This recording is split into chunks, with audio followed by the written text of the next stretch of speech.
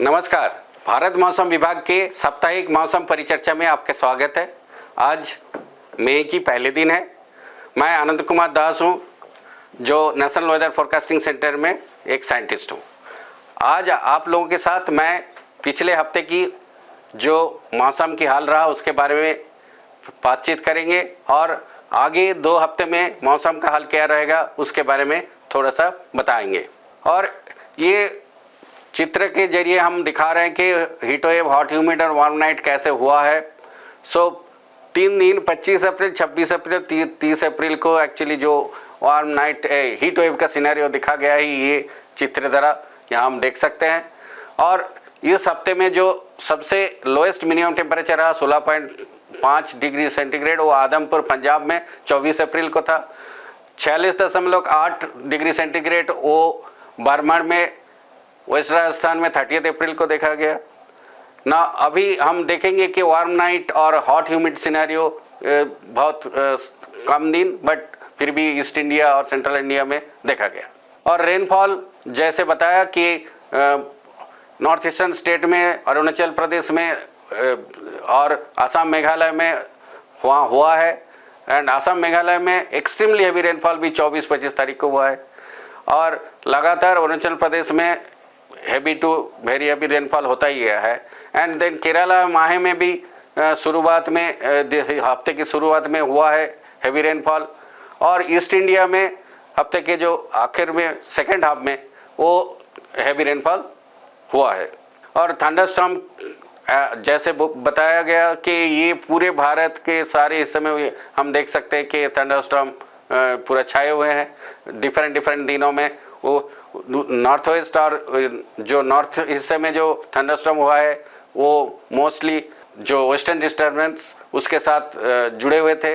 और जो east India और जो पेनिनसुलर इंडिया में वहाँ ट्रॉप, सीजनल ट्रॉप, विंड डिस्कंटिन्यूटी और साइक्लोनिक सर्कुलेशन के वजह से देखा गया है। और हेल स्टॉर्म हम देख सकते हैं कि साउथ हिमालयन वेस्ट बंगाल में 24 तारीख को और फिर 28 तारीख को, असम मेघालय में 25 तारीख को और जम्मू कश्मीर में भी 25 तारीख को देखा गया। और कर्नाटका में एक्चुअली 26 और 27 को दैट हेल स्टॉर्म हुआ है। और सेंट्रल इंडिया में मतलब मध्य प्रदेश, ईस्ट मध्य प्रदेश, विदर्भ, छत्तीसगढ़ में 28 से 30 अप्रैल तक। और ओडिशा में भी 29-30 अप्रैल को हुआ है। गैंजेटिक वेस्ट बंगाल में भी 29 और कोस्टल आंध्र प्रदेश में 29 अप्रैल को हुआ है। और झारखंड में 30 अप्रैल को हुआ है। एंड डास्टॉर्म वेस्ट राजस्थान में शायद 27 अप्रैल को, ईस्ट उत्तर प्रदेश 28 अप्रैल। और ये चित्र द्वारा हम दिखा रहे हैं कि पूरे हफ्ते में कैसा स्थिति रहा सब डिवीज़न वाइज रेनफॉल की। यहाँ जो सामान्य से ज़्यादा बारिश बहुत ज़्यादा हिस्सों में नहीं हुआ है इस हफ्ते में। और पूरे सीजन में हम देख सकते हैं कि नॉर्थ वेस्ट और नॉर्थ वेस्ट इंडिया में मोस्टली जो डेफिशिएंट और लार्ज डेफिशिएंट और या रेनफॉल सिचुएशन रहा है।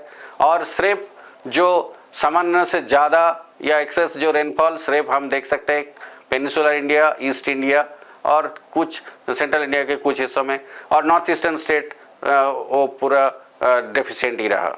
एंड इस टेबल में हम देख सकते हैं कि टोटल 16 जो सब डिवीज़न है उसमें डेफिशिएंट या लार्ज डेफिशिएंट रहा है।